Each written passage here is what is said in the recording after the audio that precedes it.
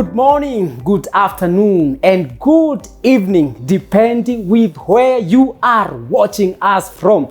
This is Couples Wheel Show, where we write down our love wheel while we are alive. As we have always said, we don't want our love story to be told when we are 6 feet under. We don't want our love story to be read when we are gone. And it is that Friday, you know how we do it. And a happy new month. We are in the month of March and we are grateful to God.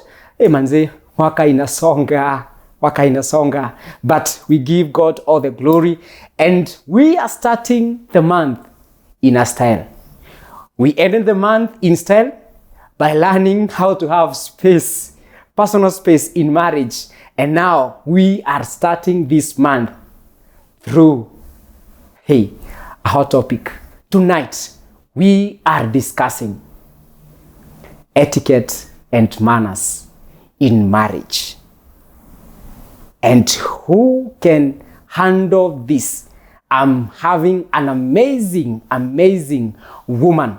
She is an image consultant. She's the founder of Elevate Image. She's the founder of Elevate Image. And she's right here with us to take us through etiquette and manners. Karibu sana, Angeline. Thank you very much. What an introduction. Yes. Tulikatazwa kusalimiana, so pokea. Asante sana. Yeah, thank you for having me here. Yes. Who is Angeline? Angeline is a wife, is a mother, she's an entrepreneur as well, and she's also a friend. Yeah. But to answer that question based on what you're here to do, I am an image consultant. And I'm also the founder of Elevate Image. Yeah, you can check the page on Facebook, on Instagram. You can also follow us on there. Yeah. Yes. Wow. Yeah. You're so passionate about image. Yeah. You know, I must confess, there's this meeting I went where we met with Angeline, and she was talking about how to dress. And literally that night, there are some clothes I went because Itupa, my wife is witness. So I know you're so passionate about what you do. Yeah. And that's why I had to invite you to come. We talk about etiquette and manners in marriage. Yeah. So what is etiquette? Maybe there's someone who is hearing this for the first time and he or she is asking, what is that? So what is etiquette? Yeah.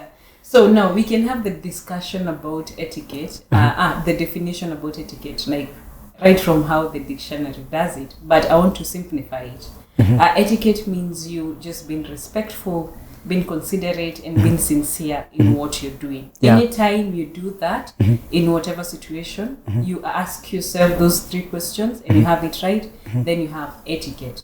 And manners, when it comes to manners, it's just about you using your common sense. It may come off like it's, okay, what does that mean? But manners will mean you being able to make a judgment. Using, like, if you see an old woman who is standing in a matatu, it's, it's polite and it's good manners to just offer you a seat. But if you don't, nobody is going to come and take you to court. Yeah. I'm going to take you to some place and say they didn't offer their seat. But when you do so, there is that which we say that person has good manners. You know, there are some guys who will say, si ameingia mata kiona imeja. Yeah, we have that. Of course we have that. But you're talking of a scenario here where maybe for sure there's no other option, Yeah. So you're finding yourself, or maybe somebody, let's say, maybe there was even a seat, but the person who came in is a pregnant woman. And you can see she's struggling to go behind. Yeah. You also don't want to go behind because there are potholes. But it only makes sense if it's only polite if, you offer the seat. Yes. She might not tell you wake up and go, or the conductor doesn't have to come and tell you where nyuma. It's you who offered. In that case, you're being polite and you're being respectful of this person who you do not even know. So and being considerate. So anytime you do those 3, based on that, then you have good manners. And just to add about the etiquette part, you hear people talking of which fork to use, what knife to use. That is what comes to mind. But even in such scenarios, some things will happen. Yes, there's the way you do things. There's a way you're supposed maybe to hold the glass wine, all that. But some situations will always come up and you have to sort of think very fast. Yeah. What is the right thing to do here? Yeah. Okay. Can you take us through the principles of etiquette? The principles of etiquette. Yes. So just like I've said, the 3 principles are, we have being respectful. So in this case, it's you saying good morning. Yeah. Thank you. Unasikiliza. When you wake up in the morning, tell your wife, good morning. How was your night? Yes. Actually, don't just assume. And it's not just your wife, you know, though you're talking about marriage. Yes. But also the kids. Maybe you have a house help. Some people just wake up and they're very mad, or they just assume like there's nobody totally in the house. It's polite to just say some good morning, say a thank you, appreciate. You have a good meal, you go home, whether it was good or bad, just tell your wife thank you for this, you know. And it goes a long way. It's just the 2 words. Saying I'm sorry. I don't know why that is so hard. Especially for men, you'll be shocked how many times we expect you to say sorry. Yeah. So a sorry coming from a man will never be, why did you say so? You don't always accept it as ladies. Yes. Yeah, but you know, just apologizing, that is you showing some sort of respect. Then you have the part where I'm talking of being considerate. So I know maybe before we go to being considerate, there's also the issue of excusing yourself. Yes. You know, nataka kupita unavuka mtu. I mean, yes. Good manners to ask them, excuse me. Exactly. You know. Yeah. Those are called the power words. You know, the powerful words. Yeah. There's also excusing yourself, as you say. And I don't know now, I go to the next. That's about being considerate. So in this case, we could talk of something. We have the man and the woman having roles in the house. But I'll give an example. Maybe the man was the nurse person in bed. Well, it's the notion could be there that it's the woman who is supposed to make the bed, or maybe it's the agreement in the house. It's only considerate of you to maybe just spread that bed. Don't even make it perfect, but at least show her you attempted. I tried. You attempted. Yes.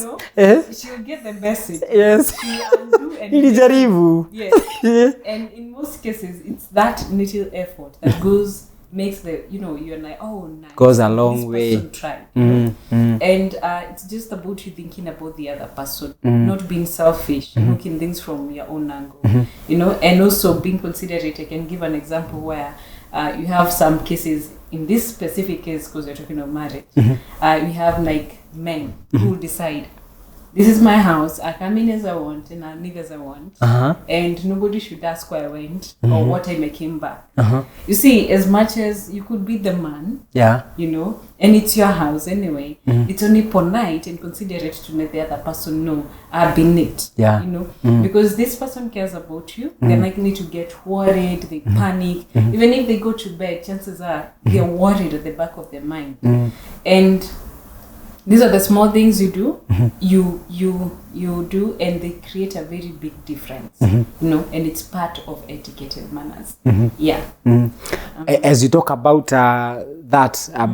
considering your spouse, how do you handle as a wife? I know of a particular lady who called the husband to know how he's doing and how far he is from getting home, and this man na mama hakuwa na shida, nataka tu kujulia mwanaume hali umefika wapi. She was very innocent, and this guy said, you know what, I'm an adult, I have an ID, in case of anything the government will come at the door and knock and tell you mwako ako city mortuary. So as a woman, how do you handle that? When a man tells you see, you are trying to call him to know how he's doing, you know, how far are you? But now this man, he's not taking it like that. For him, he's like an anilinda. Unajua? Yeah. So as a woman, how do you handle that? Now, while still, I say that I'm an image consultant. While this might not be exactly under etiquette, it's also under image. Something like both self-love. This is where now, even if the two of you now love each other, you really need to remember whom you are before you met this person, and making yourself a priority, not being selfish in the narcissistic, being a narcissist. I'm not talking of that, but making yourself a priority in terms of, okay, somebody has decided to be rude to you. You are concerned, it was genuine, then in a very polite way, make peace with that and let them be, but communicate and make it clear to them that you don't like the tone or the attitude or whatever they say, but don't dwell on that. Yeah. Don't let him come home to find you very mad because he's winning. Yeah. So to me, I just think you make peace, you communicate, you watch your tone. Part of also of etiquette and manners is also the communication part. How you communicate with the other person. Let them feel that you still respect them even after they said whatever they said. Yeah. And then now choose yourself. Now concentrate on your life. Tomorrow don't call. Let him now call if he's going to do so. What if he doesn't call? In that case, then I don't know. Maybe you have to sit down and maybe really get what is the root cause. Maybe the woman is coming too many times, or maybe the man just feels like he's, as I said, he's the man, so maybe you really need to dig deeper and get what is the issue, what is causing all this. Because also women can also tend to be over, every 2 minutes, maybe somebody's calling, where are you? You're taking lunch, whom did you go with? If maybe you're doing that, then the man could feel like he doesn't have his space. And every question you ask will sort of come off like, why are you asking? Kid, yes. So you need to understand why is the man behaving the way he is. Get that, communicate on your end. In this case, I'm talking of communication, not talking. Not just talking. Not just talking. Yes. You want him to. Communication means it's successful if you listen to me, not with the intention of responding, but with the intention of getting the message. The message, I'm coming from. Only at that point are we able to have a way forward. Yeah. We're able to find a way forward. Yeah. Wow. So that is under consideration? Yeah. That is under consideration. Yes. Next is being sincere. Being sincere. Yeah, the third one. Sincerity. Yes. So here I'll talk of the people who lie for no good reason. They decide they maybe somebody comes in mind, I don't know. Yes. There are people who you see this thing. They just decide to lie. Yes. You don't know why they're even doing it in the first place. And also we have the finances issues where you find like women, my money is my money. You don't want to be sincere, maybe how much you're making. You don't want to communicate that, but you expect the man to do the same. Also, I'm not saying no men are good. You also have some men whom the wives totally have no idea how much they make or what is their financial situation at a given moment, and even when maybe the woman makes the effort to find out, they're not sincere about it. So while you could be having other reasons why you don't want to reveal this information, it's good to just be sincere and also be sincere with, even though you're going to be late, just an example, just make it clear, I'll be late today. So that now the person feels like anytime you're trying to be honest, and it's over and over and over. People get to trust you. You earn their trust, and it becomes easy even for them in future to, to want to be around you. Where do you put the issue of friendship? You'll find that there's this friend you have, and your wife is not happy about that friendship. Or where do you put that? Where do I put that? Yeah. So for me, I take marriage, in my very own opinion, is a friendship that is more than a friendship. Like it's above the normal friendship. So now, if you're just friends, me and you, it means I'm in a position to tell you almost everything, how my day was. Probably even offer that information before you ask. I'm eager to see you, tell you I did 1, 2, 3, 4, 5, And even on your end, when you feel like there's something Angeline is not telling me, you just ask direct and you expect me to answer, right? So now, if you're married, you expect the same thing, unless for sure you're not being sincere and there's an intention, especially when this friend is of the opposite sex and you have an intention with them or something, only then will you be hiding some information, But in most cases, if there's nothing, then it should just be known that somebody is your friend, you have a lady who is your friend, and that is it. But if your lady ama your missus feels insecure, ama she's concerned, get to understand why. Maybe probably you behave in a certain way when the two of you are together, or maybe you spend too much time and they feel like they're being left out. Probably that could be it. So for me, I feel like hiding information is part of lacking etiquette, because the 3 principles of it, sincerity is one of them. And you're not being sincere and honest about it.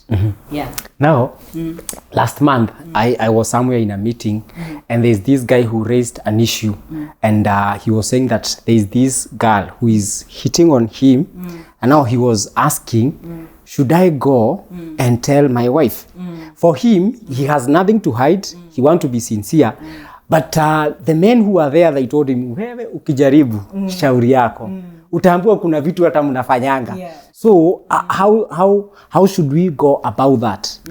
Because, you know, when we are going out there, of course, there are those people who try kutuchokoza, you know. So how should I go about that? To answer your question, I think, let me go back to the topic of self-love. So self-love means, at one point, when two people get married, especially ladies, we have this habit of, you get married, you have the kids, you have the husband, you have maybe your career. And even without being intentional about it, you forget yourself. So this means, forgetting yourself means, you no longer care maybe how you look. You're not for your husband, for your own self. Maybe you don't make any effort about how you look. You no longer have your hobbies. You no longer have your interests. So your life just seems your husband, your kids, and your work. So what will this mean? At any one point, should your husband come and tell you, there's a certain lady who seems to be showing interest, or even sense it, the first thing you do, you're very insecure about it, because you're thinking this person could be, especially if the lady is better looking, or they seem to be making more effort than you, which by the end of the day, I'm sure women will find a picture. They must have a picture to see who is this person. So if this lady seems to be above them in these areas, you know, they might not be exactly be doing better in life, but maybe out of their image, they appear like they are. Then you're likely to start now accusing your husband. But you're not accusing him, even maybe without evidence. There's no evidence given. Your husband is being genuine. But because you know deep down that there's no self-love. Yes, you've not loved yourself. You know for sure you've not worked on yourself. You have no life, for lack of any other word to use here. You're not in touch with whom you were even before your husband. You're likely to escalate this issue way beyond. You know? And also, this is when you hear people talking of being insecure. So part of you trying to be secure as a woman, and address this from the point of a woman, is just trying to make sure you have your own life. For lack of any other words, choosing yourself. Choosing yourself will not mean I come and I'm just selfish in the house, I'm more caring about. No, it means I have time for my husband, I have time for my kids, but at the same time I'm very intentional about whom I am as a person. I is Angeline. So now I'll give an example. You have something like the morning routine. So you could just decide in the morning when I wake up, I'm going to take care of my kids, I'm going to take them, prepare them for school, I'm going to take care of my husband. Probably maybe you also have a job. It could mean maybe you waking up a few minutes, maybe 30 minutes earlier, or maybe just planning a schedule so that maybe also in the evening you have some time to yourself per day. Or maybe you have something like a self-care routine. Women will love to look good. There's some women who say, I don't do makeup, you know. And when you ask why, they sort of say, for who? For who? For yourself. It's not for anyone else. For yourself. Because anytime you start to feel good, it shows even on the outside. And even when somebody comes in and let's say your husband is cheating or is whatever he's doing behind your back, I think it's comforting when you know for sure you did your best and you look your best and you're the best version of yourself. Even though it will hurt, you know like, this is it, I'm good. And even when he leaves or something like that happens, even though you're going to be heartbroken, it will be easy for you to rise because you choose yourself over and over again. But now, if you do not have this habit, your life, everything was based on your husband, my kids, my husband, my kids' job, you know, and you have whatever, and then let's say something like that happens and he goes. Some women actually go all the way down. They don't know how to get out of that. Yeah. That is part of self-love. Yeah.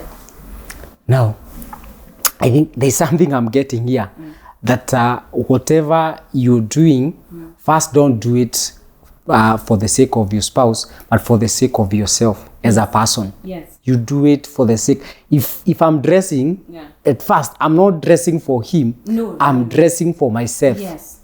That is self-love. Yes, that is because I love myself. Yes. So before he comes, I'm there. Yeah. Uh-huh. And it boosts your confidence and your self-esteem. How?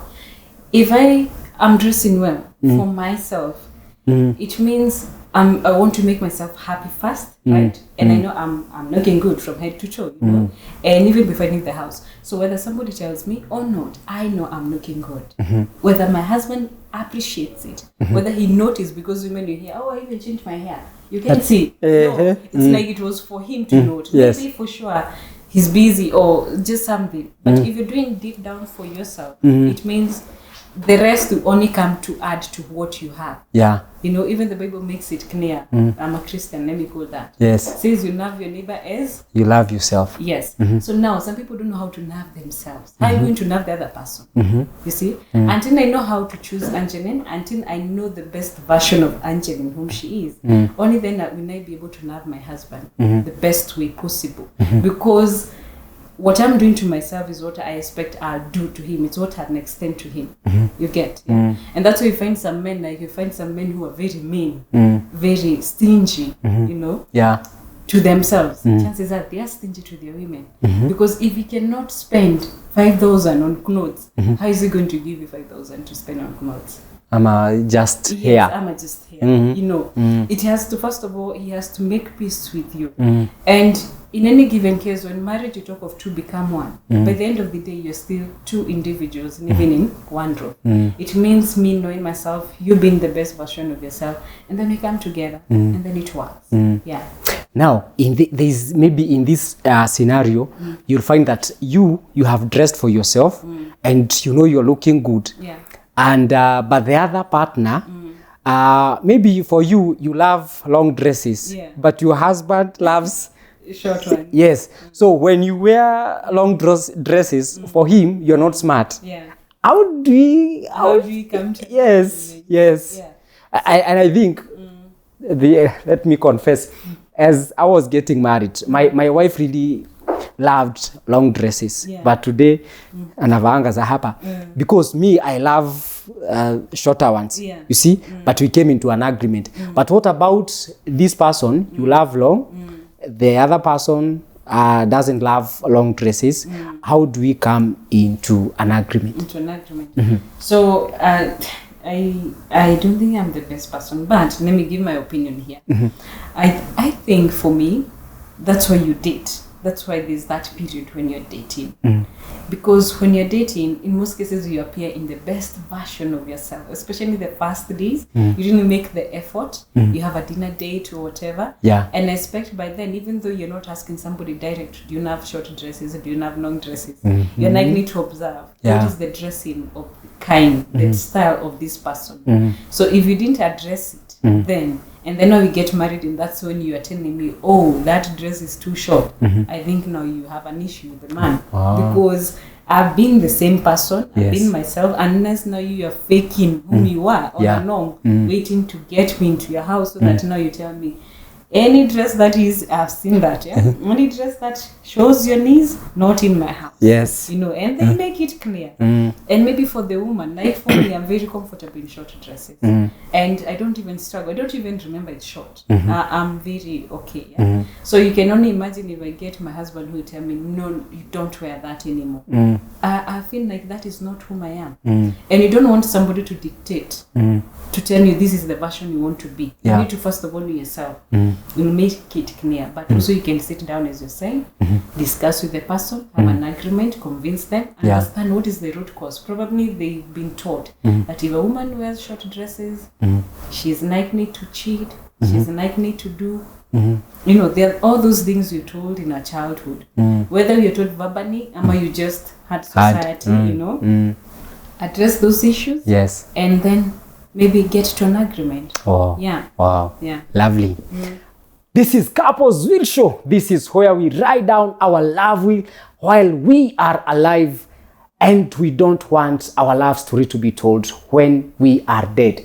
If you're out there, you're watching us, kindly leave a comment. Tell us, where are you watching us from and what are you learning tonight? We are talking about etiquette and manners in marriage, and I am hosting Angeline, who is the founder of Elevate Image, and she's an image consultant. Now, let's go to manners. Now, these manners, roll it down. Sorry? Let's talk about manners. Okay. Now, manners here, as I said earlier, it's all about you using your common sense. You know, it's about, there isn't like rules where you are told this is right, this is wrong. It's just about you sitting down and thinking what is the most sensible thing to do in that scenario, in that case. So now I'll give an example. If let's say you're the woman, you're in the house, and your man has come in with some luggage and he's he's carrying them with his hands. And as a woman, of course, maybe you just sit there, you're watching TV and you're saying, he's a man, And as much as maybe he carried them and he can take them to the kitchen or maybe to the sitting room, it's only polite for you, to sensible enough for you to wake up and go assist the person. That is good manners. Yes, that is good manners. You see, now in this case, that is what I'm saying. It's about you using your common sense, looking at a scenario and thinking, this is what I need to do now, without somebody having to trigger you to do it. It's you who has to take the initiative. Yes. And also part of manners here, I can talk about grooming. Like now in this case, we have people who just feel like, I was talking earlier, some people who do grooming because of the spouse. It's a good thing, yes, to look good for the other person. But even without that spouse, can you make the effort for yourself? Now, if let's say you've had a very busy day, and let's say your woman was in the house and you're the man, and for sure today I did a lot of work, I was working, I did what, even without all that work, you're going to share a bed with this person.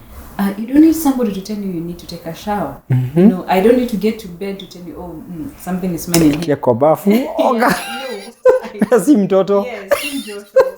Yes. And so this is just about you using your common sense around what is the most sensible thing to do right now. How can I help? We have another case scenario where you have the man and the woman, and maybe they have young kids, maybe there are 2-3 kids in the house, and maybe there's no help, and the woman has a lot of work to do, and the man maybe is just there watching TV, watching cartoon, maybe whatever, or maybe he just be in bed, he's there on his phone, and the woman is running up and down, she's trying to wash the dishes, the kids are all over, she's making supper. It's only sensible enough for you to ask, where can I help? What can I do? Let the woman tell you nothing. That is her case, but at least offer that. Yeah. So it's just about, and that's how you say somebody has good manners. And this is what you also teach the kids. You tell them, stand up. If somebody does this, say thank you. Be kind to other people. Be polite. That is part of what you're supposed to extend, even as we become grown-ups. And people forget that. Yeah. But it creates the foundation of any relationship, whether it's in marriage, whether it's friendship, whichever. If you learn to have this good manners, then it's going to take you places. Yeah. This is where we are saying that you need to apply your senses. Yes. Use your common sense. Yes. Use your common sense. There's somebody who said that common sense is not common to. It's not common to all. Yes. So, now, you have to make that. To be aware.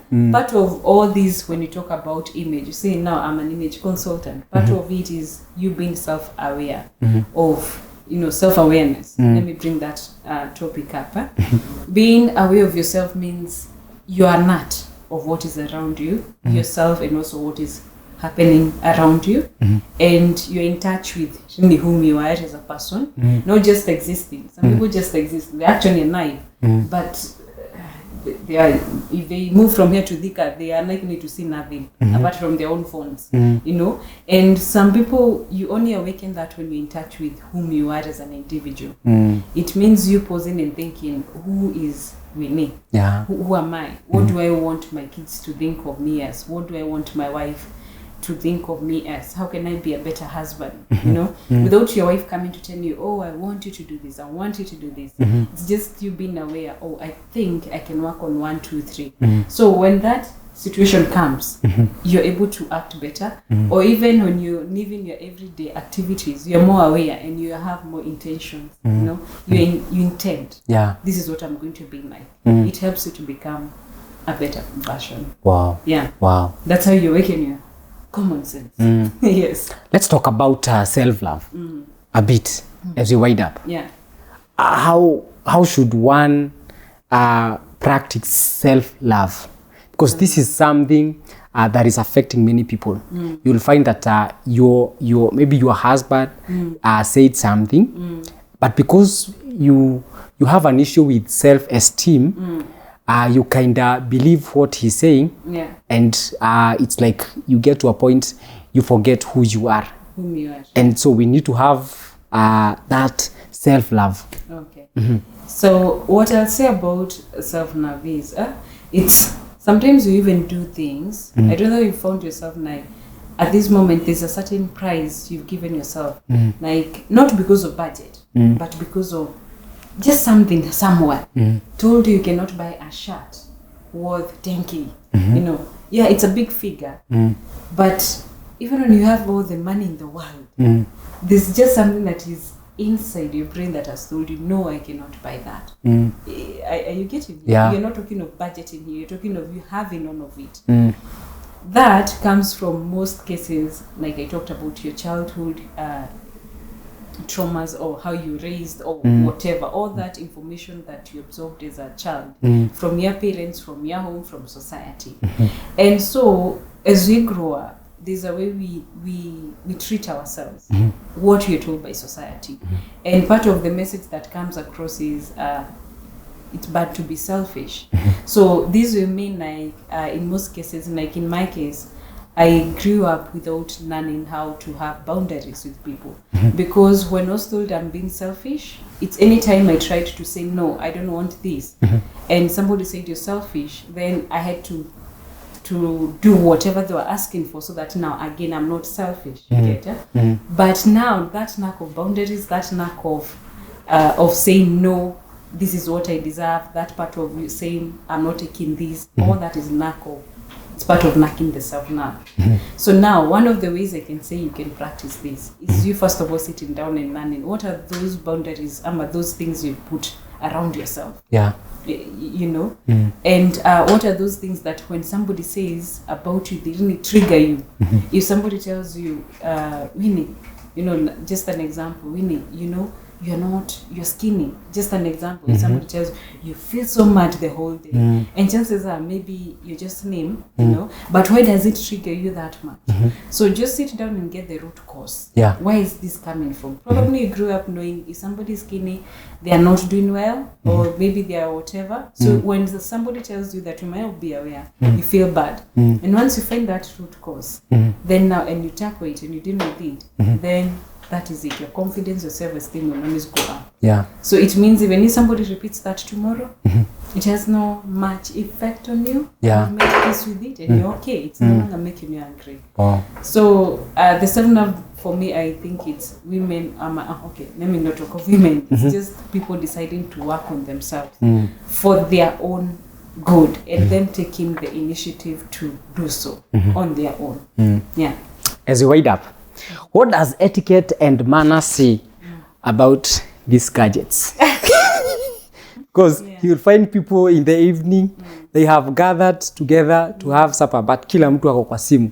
What does etiquette and manners say about gadgets? So now that again goes back to the part of respect, the 3 principles of respect, right? One of them is the 3 principles of etiquette. One of them is respect, right? So now, if somebody matters to you, I'm sure you not even see that phone. If right now you have a meeting for some reason and you're meeting the president of Kenya, even if it's you be with him for 2 hours, chances are you put your phone off and you let everybody know you're not available. You know, I have something very important. So it's if you are doing that at home, even some people will take it to the bedroom, you're in bed, and maybe your spouse is talking to you, but you're very busy on WhatsApp or doing whatever. It's just a sign of lack of respect. Maybe you could agree, until this time, we can have our phones, maybe you're not taking them to the bedroom. Or maybe you could just learn how to pause and listen to what they're saying. You know? Though also at the same time, they bring a lot of convenience. Just now having a timeline. Yeah. You know, saying now past 8, not answer anything to do with the office. You know, be with the family. And you actually make the intention to be the family. You know, it's a sign of respect. Oh. Yeah. And good manners. Right now we are live, and so we cannot use our gadgets. Yes. Because we value what we are doing. Exactly. So it is also important to value our families. Yes. And keep away these gadgets. Yes, it is. I am putting mine away. Yeah. Yes. Yeah. Now, the last one. There's this issue. We talked about the issue of trust issues. Yeah. And so, how does etiquette and manners help us to handle an issue whereby you have found that your spouse have cheated on you? Yeah. How does etiquette and manners help us? Yes. Okay. So part of good manners in handling this is you, number one, analyzing who is the best person to speak to. You know, because you not just want to go and post it somewhere, maybe in a family group on WhatsApp, and just say, oh, I learned my spouse is doing this. You post because, on a church WhatsApp group. Yeah, or church. Or maybe even worse, look for the colleagues of your spouse and tell them, so that, you know, also at the office, they are aware of your family issues, you know. So part of it is, first of all, and whom am I sharing this information with? That is the most important thing. If you know somebody is not a friend to the marriage, the marriage, I'm not talking of you. Yeah, the marriage itself, the institution. Yes, the institution. Please keep them away. Don't involve them in this business, right? And then now, of course, number 2 is how you approach the person. Even when you have all the evidence, even when you know you have all the right, as you think, it's polite to make sure that your communication is still respectful. So do not use words that you know for sure you're going to regret after, or you have to apologize, even when you think you deserve to, for lack of, you know, you feel like, yeah, I have the evidence, you wronged me, you know, that try as much as you can to be calm.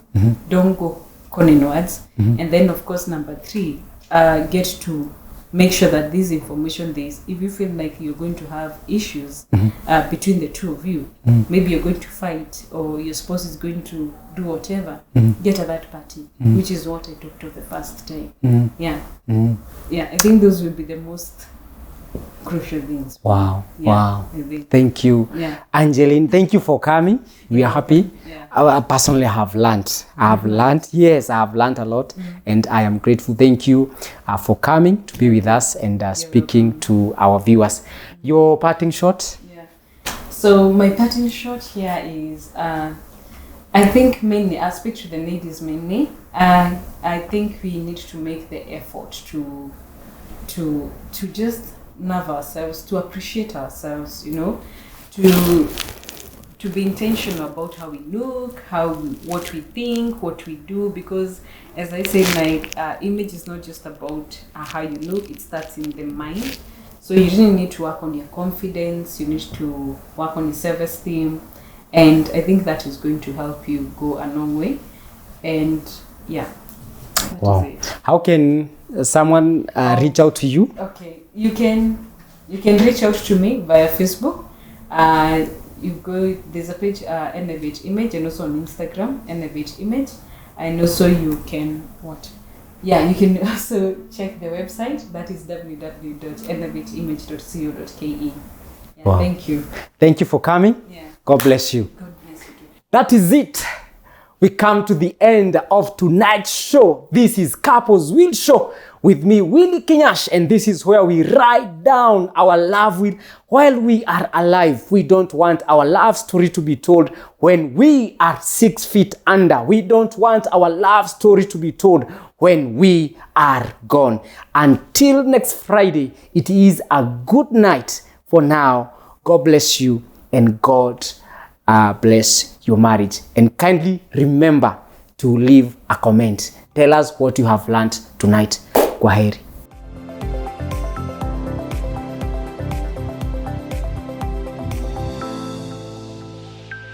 Wema TV, the voice of hope.